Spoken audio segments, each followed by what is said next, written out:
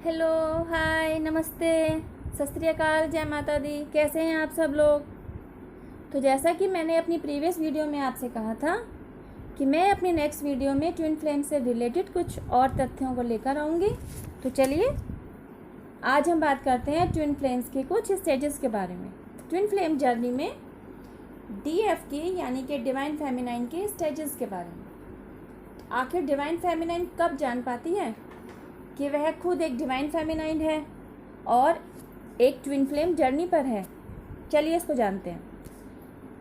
Twin flame journey के first stage में twin flame journey में जब फर्स्ट स्टेज चल रही होती है तो डिवाइन फेमिनाइन को यह पता ही नहीं होता कि वह खुद एक डिवाइन फेमिनाइन है, और जो भी मस्कुलाइन उसके लाइफ में आएगा वह ना केवल डिवाइन मस्कुलाइन होगा बल्कि उसका काउंटर पार्ट भी होगा।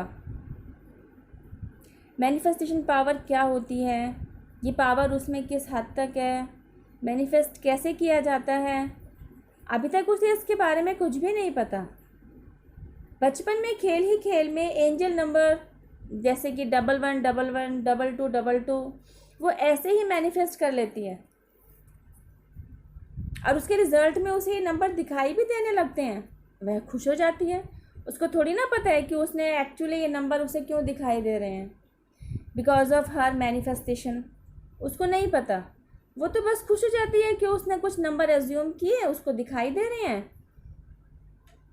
क्योंकि उसके लिए तो ऐसा करना मानो एक खेल का ही एक हिस्सा था। अब आती है सेकेंड स्टेज। अब तक वह अपनी पढ़ाई पूरी कर चुकी है और अपने वुड बी को मैनिफेस्ट करती है। टॉल, डार्क, हैंडसम, बिल्कुल वैसा ही मस्कुलाइन उसका लाइफ पार्टनर बन भी जाता है।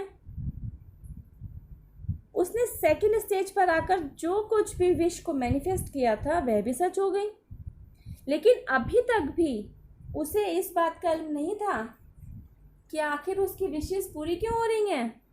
वह तो बस इसी बात से खुश थी कि जैसा भी वुड बी उसने अपने प्रेयर में मांगा था, गॉड ने उसे सेम टू सेम वैसा ही दे दिया। उसकी प्रे मान ली गई और वह अपने अरेंज मैरिज में बहुत ही खुश थी। अब आती है उसकी थर्ड स्टेज। इस स्टेज पर आकर भी वह मैनिफेस्ट करती है कि उसका हस्बैंड उसे लव करने के साथ साथ केयरिंग भी हो, सपोर्टिव भी हो। जैसा बिहेवियर, जैसे रिस्पेक्ट वह अपने हस्बैंड को दे रही है वैसा ही वह रिसीव भी करे, और उसकी यह विश भी पूरी हो जाती है। उसका हस्बैंड बिल्कुल वैसा ही निकलता है जैसा उसने चाहा था। अब आती है चौथी स्टेज। अभी तक भी वह ना तो अपने बारे में यह जान पाती है डिवाइन फेमिनाइन है, ना ही जान पाती है सोल मिशन क्या है, और उसका भी कोई सोल मिशन है, कुछ नहीं जानती।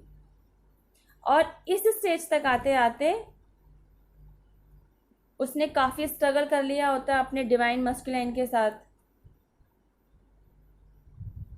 थोड़ी प्रोग्रेस भी किया होता है, अपनी फाइनेंशियल कंडीशन को सुधारा भी होता है।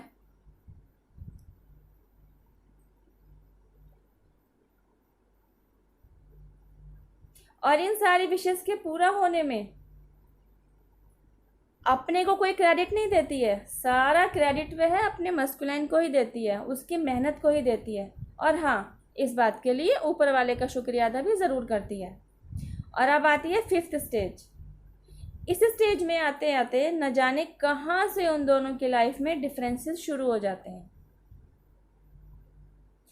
DM अपनी DF से कुछ कटने लगता है, धीरे धीरे उसके ऊपर से अपना विश्वास हटाना शुरू कर देता है, उसकी बात को वैल्यू करना छोड़ देता है। डिवाइन फेमिनाइन बहुत कोशिश करती है कि सब कुछ पहले जैसा हो जाए, लेकिन हालात है कि काबू में ही नहीं आते, और ऐसे ही चलते चलते फिफ्थ स्टेज भी ख़त्म हो जाती है। और अब तक भी डिवाइन फेमिनाइन ने ना तो अपने बारे में कुछ जाना होता है, ना ही कभी ट्विन फ्लेम का नाम सुना होता है और ना ही उसे ट्विन फ्लेम जर्नी के बारे में ही कोई जानकारी रही होती है। अब आती है सिक्स्थ स्टेज। इस स्टेज में आके डिवाइन फेमिनाइन अपनी सारी हिम्मत हार चुकी होती है, अपने रिश्ते को बचाने की उसकी सारी कोशिशें नाकाम हो चुकी होती हैं, और तब कहीं जाकर वह अपनी सारी सिचुएशंस को गॉड को सरेंडर कर देती है। बस फिर क्या था, सरेंडर करने के साथ ही जैसे उसे वह रास्ता मिल गया था जिस पर चलाने के लिए गॉड ने एक्चुअली उन्हें इस दुनिया में भेजा था। और उसे अकेले नहीं भेजा है, उसके साथ डिवाइन मस्कुलाइन भी है, आफ्टर ऑल उसका काउंटर पार्ट। लेकिन इन सब के बारे में उसको पता कहाँ है, वो तो आप जानेगी ना धीरे धीरे।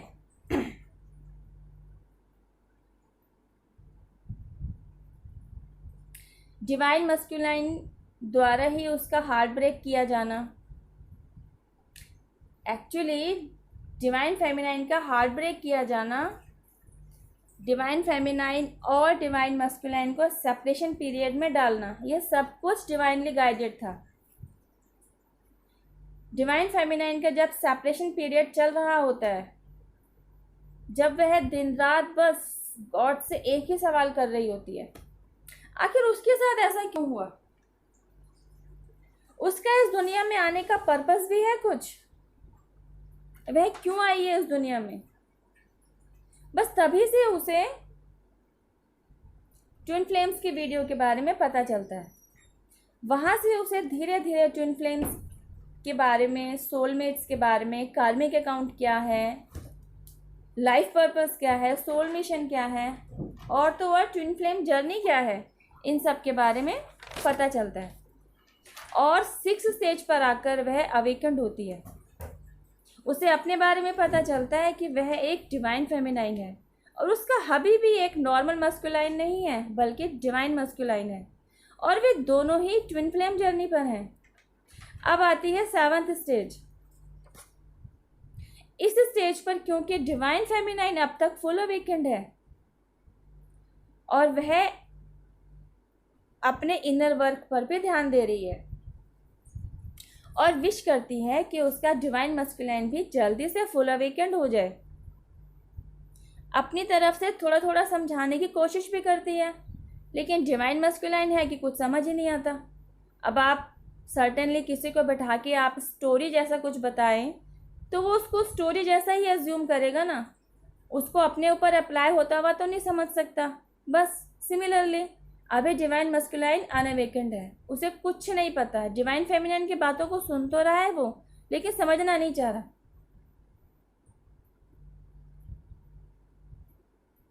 फिर अब डिवाइन फेमिनाइन क्या करे, अब उसने ये सब कुछ डिवाइन टाइमिंग पर छोड़ दिया है और अब यहाँ तक आकर फिर से डिवाइन फेमिनाइन अपनी ना संभालने वाली सिचुएशंस को गॉड को सरेंडर कर देती है। बस अब उसे इंतज़ार है तो डिवाइन टाइमिंग का, जैसे ही डिवाइन मस्कुलाइन अवेकेंड होगा यानी कि नेक्स्ट स्टेज पर, और यही वो स्टेज होगी जब डिवाइन फेमिनाइन और डिवाइन मस्कुलाइन दोनों रीयूनाइट होंगे और एक दूसरे को पहचानेंगे और तब कहीं जाके एक दूसरे के सोल मिशन को पूरा करने में सहयोग भी देंगे। और इस तरह डिवाइन फेमिनाइन और डिवाइन मस्कुलाइन दोनों अपनी ट्विन फ्लेम जर्नी कंप्लीट करेंगे। तो इस वीडियो में बस इतना ही। नेक्स्ट वीडियो में मैं फिर से आपसे आकर मिलती हूँ ट्विन फ्लेम्स के कुछ और तथ्यों के साथ। टिल देन हैव पेशेंस, रब्बा खैर, जय माता दी। और अब तक आपने मेरे चैनल को सब्सक्राइब नहीं किया है तो याद से कर दीजिए, साथ में बेल आइकन को भी प्रेस कर दीजिए। Thank you, take care, bye.